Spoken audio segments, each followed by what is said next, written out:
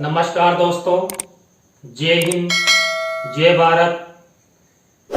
मैं हूँ CL Saini, CDRK Saini BEd classes में आप सभी का हार्दिक स्वागत है, अभिनंदन है। देखिए, हम अध्ययन कर रहे हैं अधिगम के लिए आंकलन, असेसमेंट फॉर लर्निंग। इस पेपर के अंतर्गत आज की लाइव क्लास में हम मध्यांक यानी कि मीडियन का अर्थ, परिभाषा, उपयोग और उसके गुण दोषों के बारे में आपसे चर्चा करेंगे। यह टॉपिक आपकी परीक्षा में निबंधात्मक प्रश्न के रूप में कई बार आया हुआ है। इस टॉपिक के साथ साथ आपको मध्यांक ज्ञात करने से संबंधित एक सवाल वर्गीकृत, अवर्गीकृत यानी अव्यवस्थित या व्यवस्थित रूप से एक सवाल आता है, उसको भी हम आपको नेक्स्ट क्लास में बता देंगे। तो यहाँ पर तो केवल हम मध्यांक का अर्थ, परिभाषा, उपयोग और गुण दोषों के बारे में आपसे चर्चा करेंगे। तो आप सब बने रहें हमारे साथ, हमारे चैनल के साथ। और यदि आप हमारे चैनल पर पहली बार आए हैं तो हमारे चैनल को सब्सक्राइब करें और पास ही बने बेल आइकन को जरूर दबावें, जिससे हमारे द्वारा जब भी कोई न्यू वीडियो अपलोड की जाती है या लाइव क्लास चलाई जाती है तो उनके नोटिफिकेशन आपको मिल सके। देखिए, सबसे पहले हम मध्यांक यानी कि मीडियन का अर्थ, इसके बारे में आपसे चर्चा करेंगे। मध्यांक किसी समूह के प्राप्त अंकों के मध्य का बिंदु होता है, जो प्राप्त अंकों को दो बराबर भागों में बांटता है। अर्थात मध्यमान वह बिंदु है जिसके ऊपर तथा नीचे आधे आधे प्राप्तांक पाए जाते हैं। अब यहां पर आप देखिए कि नाम से ही पता लग रहा है, मध्यांक, मध्य प्लस अंक, मध्य मीन्स बीच का। मान लीजिए कोई अव्यवस्थित क्रम है और उसमें 10 संख्याएं हैं। अब 10 संख्याओं के मध्य का बिंदु कौन सा है? मान लीजिए हम काउंटिंग करते हैं 1 से 10। अब 1 से 10 में मध्य बिंदु कौन सा होगा? 5 होगा या 6 होगा? तो इस तरह मध्यांक अनेक संख्याओं के अंतर्गत जो मध्य का बिंदु होता है उसे हम मध्यांक कहते हैं। और मध्यांक हमेशा बीच सेंटर में होता है। मान लीजिए कोई रेखा है, अब ये रेखा 5 फीट की है, तो इसका आधा यानी मध्य बिंदु क्या हो गया कि 2.5 फीट इधर और 2.5 फीट इधर। ये जो बीच सेंटर में जो इसका मान आएगा वो इसका मध्यांक कहलाएगा। मध्य बिंदु इसे हम कहते हैं। देखिए यहाँ पर जो किसी समंक श्रेणी होती है, इस समंक श्रेणी को आरोही व अवरोही क्रम में व्यवस्थित करने पर उस श्रेणी के मध्य में जो मूल्य आता है वह मध्यांक कहलाता है। देखिए यहाँ पर आरोही अवरोही से तात्पर्य अनेक संख्याओं को हम यहाँ पर आरोही अवरोही क्रम में व्यवस्थित कर उसका मध्य बिंदु ज्ञात करते हैं, मध्यांक ज्ञात करते हैं। देखिए यहाँ पर जैसे मैंने अव्यवस्थित आंकड़े लिए हैं, यहाँ पर 3, 5, 8, 4, 6, 9। देखिए यहाँ पर ये संख्याएं हैं। अब यदि हमें इनका मध्यांक ज्ञात करना हो तो सबसे पहले हमें क्या करना पड़ेगा? यहाँ पर देखिए हमने आपको बताया आरोही या अवरोही रूप में इनको व्यवस्थित करना होगा। तो देखिए मैंने यहाँ पर बढ़ते हुए क्रम में इनको व्यवस्थित कर लिया है। 3, 4, 5, 6, 8, 9। अब देखिए ये वापस 6 संख्याएं हो गई। तो ये अव्यवस्थित रूप में जब हम मध्यांक की गणना करते हैं तो यहाँ पर सूत्र रहता है n + 1/2।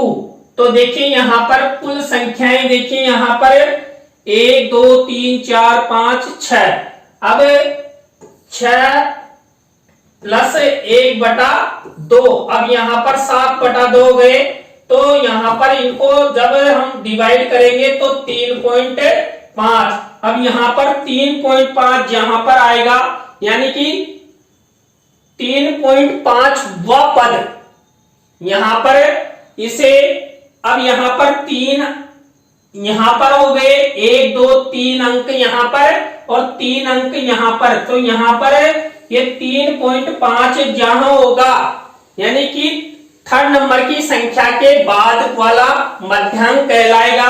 तो यहाँ पर ये 3 संख्या, यानी अब यहाँ पर मैंने आपको बताया था कि जो मध्यांक होता है उसके दोनों तरफ आधी आधी संख्याएं होती है। देखिए यहाँ पर 6 संख्याएं हैं, तो 6 संख्याओं में 3 संख्याएं इधर है और 3 संख्याएं इधर है, तो यहाँ पर इस तरह अव्यवस्थित क्रम में मध्यांक ज्ञात किया जाता है। वर्गीकृत या व्यवस्थित रूप में भी हम आपको बता देंगे, अलग से ही एक क्लास में एक सवाल आपको बताएंगे। तो जो मध्यांक होता है, इस मध्यांक की क्या क्या परिभाषाएं हैं, इनमें देखिए पहली परिभाषा यहाँ पर देखिए प्रोफेसर बाउले, देखिए प्रोफेसर बाउले ने क्या कहा, मध्यांक श्रेणी में उच्च पद का मूल्य है जो किसी वितरण को 2 बराबर भागों में बांटता है। देखिए यहाँ पर हमने अभी आपको एक उदाहरण बताया था, इस उदाहरण में जो वह श्रेणी दी गई थी उस श्रेणी को बराबर 2 भागों में डिवाइड किया गया था, दोनों में दोनों तरफ बराबर अंक, यानी कि 3 संख्याएं इधर थी 3 संख्याएं इधर थी, और यहाँ पर आपका मध्यांक बताया गया था। तो प्रोफेसर बाउले ने भी यही कहा। इसी तरह क्विस्ट द्वारा मध्यांक की क्या परिभाषा दिए, आंकड़ों के वितरण में मध्यांक वह बिंदु है जिसके नीचे 50% आंकड़े स्थित होते हैं तथा जिसके ऊपर भी 50% आंकड़े स्थित होते हैं। यहाँ पर देखिए वही 50% से मतलब दोनों तरफ 50-50%, चाहे ऊपर हो या नीचे हो या साइड में हो, 50% आंकड़े इस साइड में रहेंगे और 50% आंकड़े इस तरह रहेंगे। देखिए हमने जो सवाल आपको बताया था उसमें भी 3 संख्याएं इधर थी 3 संख्याएं इधर थी, यानी कि 50-50, और बीच सेंटर में उसका मध्यांक था। तो यहाँ पर लिक्विस्ट महोदय ने भी यही कहा। इसी तरह गिलफर्ड ने मध्यांक के बारे में क्या कहा, मध्यांक एक ऐसा बिंदु होता है जिसके मापन के किसी एक स्केल पर टिके आधे अंक ऊपर की तरफ तथा ठीक आधे अंक नीचे की तरफ होते हैं। देखिए यहाँ पर जो लिक्विस्ट ने 50-50 वाला फार्मूला बताया था, उसी तरह यहाँ पर गिलफर्ड ने भी यही कहा कि जो आधे अंक होते हैं वो एक तरफ होते हैं और आधे अंक एक तरफ होते हैं, तो उसे ही हम मध्यांक कहते हैं। यानी कि मध्य का जो अंक होता है, मध्य का जो बिंदु होता है, उसके दोनों तरफ बराबर संख्याएं होती है। इसी तरह कॉर्नर ने क्या कहा, मध्यांक सामान्य श्रेणी का बाजार मूल्य है जो समूह को 2 बराबर भागों में इस प्रकार बैठाता है कि एक भाग में सारे मूल्य मध्यांक से अधिक और दूसरे भाग में सारे मूल्य उससे कम हो।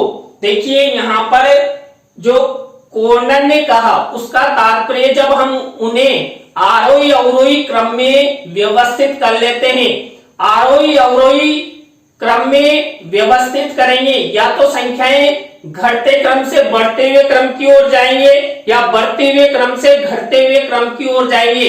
तो यहाँ पर कुछ संख्याएं तो क्या होगी, आधी संख्याएं तो बढ़ते हुए क्रम में होगी, आधी संख्याएं घटते हुए क्रम में होगी, लेकिन क्या रहेगा, दोनों तरफ बराबर संख्याएं होगी। मान लीजिए 5 संख्याएं एक साइड है तो 5 संख्याएं एक साइड है, यानी कि कुल मिलाकर मान लीजिए ये आप पैनल देख रहे हैं अब इस पैनल का मध्य बिंदु देखिए, यहाँ पर जो इसका ऑन ऑफ का बटन है ये इसका सेंटर बिंदु है। तो बराबर संख्याएं इधर होगी, बराबर संख्याएं इधर होगी। यहाँ पर जो मध्यांक होता है ये बराबर संख्याएं दिखाता है, किस तरफ, दोनों साइड में। अब इसी तरह जो डीएन एलहेंस है उन्होंने मध्यांक की क्या परिभाषा दी है, जनतक समंक श्रेणी आरोही अथवा अवरोही क्रम में व्यवस्थित होती है। तो इस समंक श्रेणी को दो बराबर भागों में विभाजित करने वाले मूल्य को हम मध्यांक या माध्यिका कहते हैं।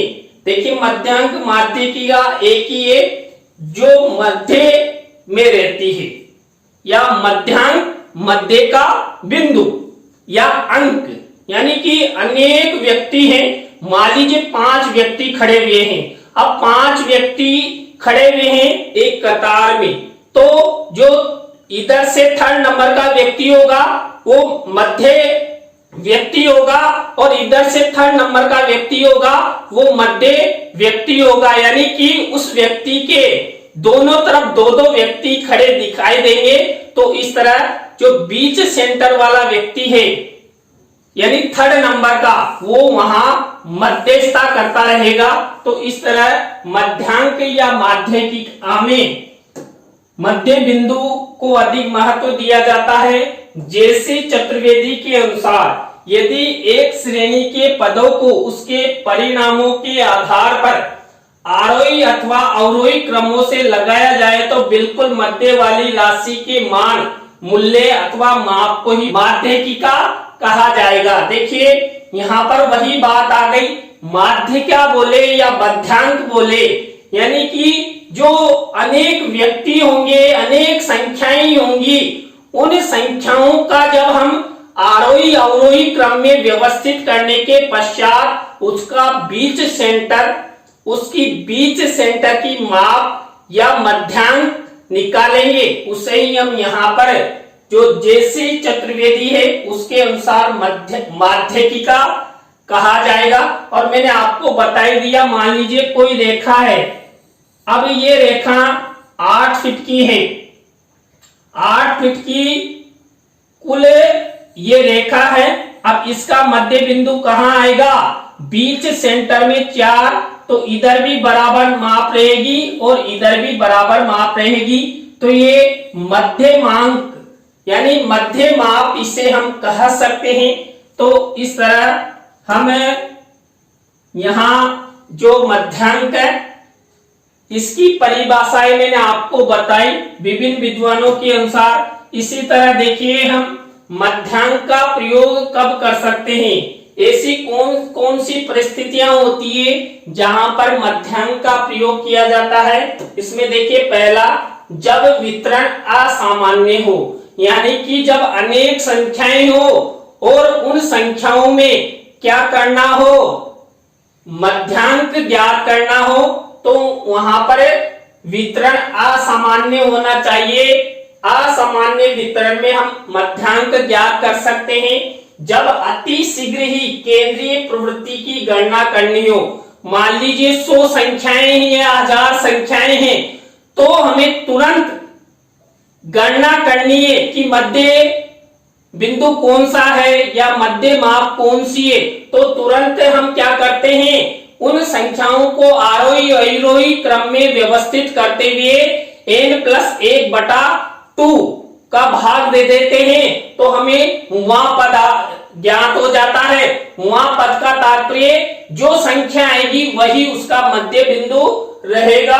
इसी तरह जब बहुलांक तथा विषमता सह संबंध गुणांक ज्ञात करना हो, तब भी हम क्या कर सकते हैं, मध्यांक की गणना कर सकते हैं, मध्यांक का प्रयोग कर सकते हैं। जब परीक्षण का कठिनाई स्तर निकालना हो, हम कई प्रकार के परीक्षण करते हैं और उन परीक्षणों में यदि कठिनाई स्तर हमें ज्ञात करना हो तो उस समय हम मध्यांक को ज्ञात कर सकते हैं। जब वितरण का वास्तविक मध्य बिंदु निकालना हो, मान लीजिए वितरण से तात्पर्य यहाँ पर अनेक संख्याएं हैं और अनेक संख्याओं का मध्य बिंदु ज्ञात करना हो, तब हम मध्यांक की गणना करते हैं, मध्यांक का प्रयोग किया जाता है। और वो मध्यांक क्या होता है? पूरी संख्या का नेतृत्व करता है। यानी कि बीच सेंटर में आपने देखा होगा कि हमारे देश का शासन चलाने हेतु हमारे देश में राष्ट्रपति, प्रधानमंत्री नियुक्त किए जाते हैं, राज्यों में मुख्यमंत्री नियुक्त किया जाता है। तो क्या होता है? शासन का हेड ऑफ इंचार्ज होता है, जिसके इधर भी अनेक शासनकर्ता मंत्री होते हैं, अनेक विधायक होते हैं। तो उन सबको लेकर वो चलता है, राज्य और राष्ट्र का शासन करता है, राज्य की व्यवस्थाओं को देखता है। तो इसी तरह यहाँ पर जो मध्यांक होता है, ये मध्यांक बिंदु क्या करता है?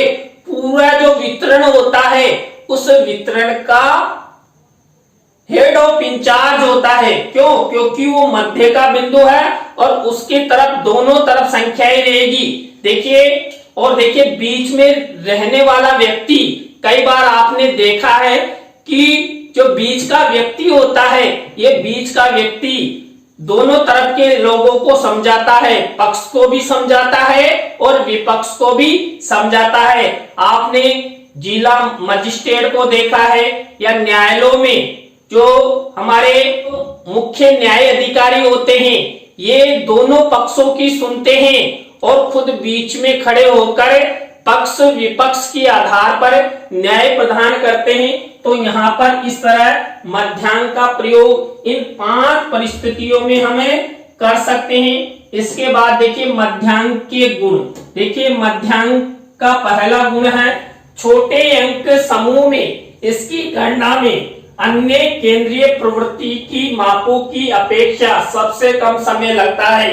मान लीजिए यहाँ पर अनेक संख्याओं का ग्रुप दिया हुआ है या वितरण दिया हुआ है, तो तुरंत हम क्या करेंगे? तुरंत उन संख्याओं को आरोही अवरोही क्रम में व्यवस्थित करेंगे और तुरंत n+1/2 करके वहां पद ज्ञात करेंगे, उसका तुरंत हमें मध्यांक मिल जाएगा। यहाँ पर जो मध्यांक होता है इसका प्रयोग उस स्थिति में भी उपयुक्त रहता है जबकि अंक वितरण अपूर्ण हो अथवा जब अंक के या आरंभ के कुछ वर्ग अंतर या अंक छूट गए हो। देखिए हम यहाँ पर मान लीजिए कोई संख्याएं हैं, उन संख्याओं में भी आसानी से मध्य बिंदु देख सकते हैं। मान लीजिए यहाँ पर अनेक संख्याएं हैं और अनेक संख्याओं का ग्रुप बना हुआ है, तो इसका जो बीच सेंटर देखेंगे उसके आधार पर हम ऐसे सामान्य रूप से भी देख सकते हैं कि इधर 3 व्यक्ति खड़े हो जाओ, 3 व्यक्ति इधर खड़े हो जाओ और बीच सेंटर ये मध्य रहेगा। तो इस तरह हम यहाँ पर देखिए कई प्रकार के खेलों में भी मध्यांक माध्यिका का प्रयोग किया जाता है। मध्यांक का प्रयोग ऐसी स्थिति में विशेषतः उपयोगी रहता है जबकि अंक वितरण सामान्य न रहकर विषम हो। देखिए हम ज्यादातर जब मध्यांक को निकालना हो और वहां पर कम से कम विषम संख्या में वितरण दिया हुआ हो, जैसे 3, 5, 7, 9, 11, 13, तो तुरंत हमें मध्यांक पता लग जाता है। देखिए यहाँ पर मान लीजिए 5 संख्याएं हैं, तो 5 संख्याओं का हम तुरंत ये विषम संख्या में है तो तुरंत हम पता लगा सकते हैं, क्योंकि बीच सेंटर में किसी भी तरह का कोई पॉइंटों में मान नहीं आएगा। तो इस तरह विषम परिस्थितियों में हम तुरंत मध्य मान का पता लगा सकते हैं। इसका उपयोग गुणात्मक तथ्यों के मापन में भी विशेषकर उपयोगी रहता है। देखिए जो मध्यांक होता है, इस मध्यांक का उपयोग जो गुणात्मक तथ्य होते हैं उनमें हम अच्छी तरह कर सकते हैं। इसी तरह देखिए मध्यांक के कौन कौन से दोष हैं। मध्यांक का पहला दोष है मध्यांक प्राप्त करने के लिए पदों को उसके मानों के अनुसार आरोही अथवा अवरोही क्रम में व्यवस्थित करना होता है, जिसमें अधिक समय लगता है। देखिए यहाँ पर जो वितरण समूह दिया हुआ है उस वितरण समूह को सबसे पहले हमें आरोही अवरोही क्रम में बदलना होता है, तभी जाकर हम मध्यांक ज्ञात करते हैं। और देखिए आरोही अवरोही क्रम में व्यवस्थित करने में समय लगता है। तो यहाँ पर कम संख्याएं होती है ना, तब तो तुरंत हम आरोही अवरोही क्रम में व्यवस्थित कर लेते हैं। लेकिन मान लीजिए हजारों संख्याएं दी हुई हो, तो हजारों संख्याओं में हम तुरंत सबको आरोही अवरोही रूप में हम व्यवस्थित नहीं कर सकते, यानी कुल मिलाकर अधिक समय लगता है। मध्यांक को आवृत्तियों की कुल संख्या से गुणा करने पर पदों के मानों का कुल योग प्राप्त नहीं होता है। देखिए जब हम यहाँ पर n+1/2 करते हैं तो क्या होता है, जब हम आवृत्तियों की कुल संख्याएं होती है, देखिए जब व्यवस्थित क्रम में मध्यांक ज्ञात करते हैं तो व्यवस्थित क्रम में जो आवृत्तियां दी हुई होती है, इन आवृत्तियों की जो भी कुल संख्याएं होती है, उन कुल संख्याओं को गुणा करने से तुरंत मध्यांक प्राप्त नहीं होता है। तो यहाँ पर अधिक समय लगता है। यदि पदों का वितरण अनियमित है तो इसका मान अनिश्चित होता है। देखिए यहाँ पर मान लीजिए पॉइंटों में मान आ जाए तो यहाँ पर मध्यांक ज्ञात करना, मध्यांक दिखाना बहुत दिक्कत का कार्य हो जाता है। लेकिन विषम संख्या में हो तो तुरंत हम पता लग जाते हैं कि यहाँ पर 5वां अंक मध्यांक है या 8वां अंक मध्यांक है। लेकिन जब पॉइंटों में आ जाए कि 3.5वां पद ये मध्यांक है तो यहाँ पर बहुत दिक्कत आती है। इसी तरह देखिए अन्य दोष हैं, मध्यमान की तुलना में जो मध्यांक होता है इसमें स्थिरता कम पाई जाती है। देखिए मध्यांक में स्थिरता कम पाई जाती है, जबकि जो मध्यमान होता है इसमें स्थिरता अधिक पाई जाती है। यहाँ पर क्योंकि यहाँ पर मान पॉइंटों में भी आ सकता है। विशेष रूप से छोटे प्रतिदर्शों की स्थिति में मध्यमान की तुलना में मध्यांक पर प्रतिदर्श के घटाव बढ़ाव का प्रभाव अधिक पड़ता है।